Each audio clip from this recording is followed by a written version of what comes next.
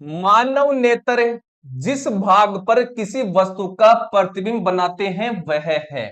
तो जो हमारा मानव नेत्र होता है ये प्रतिबिंब बनाता है किसी भी वस्तु का दृष्टि पटल पर। ऑप्शन नंबर डी हमारा हो जाएगा आंसर।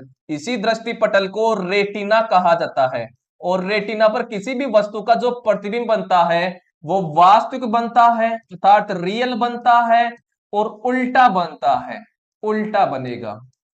ठीक है। अब सुनिए पुतली क्या होती है। तो पुतली देखिए आपका जो आंख का कलर होता है, जैसे भूरा रंग हुआ आंखों का, तो जो भूरा रंग है उसके बीच में एक और पार्ट पाया जाता, छोटा पार्ट पाया जाता है।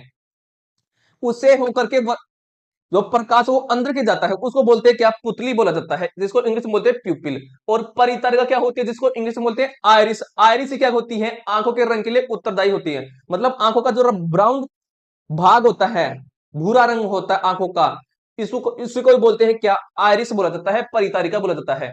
कॉर्निया क्या होता है, तो कॉर्निया जो होता है ये एक ट्रांसपेरेंट पारदर्शी भाग है और सबसे आंख के आगे पाया जाता है। इसे होकर के सबसे पहले प्रकाश अंदर की ओर जाता है।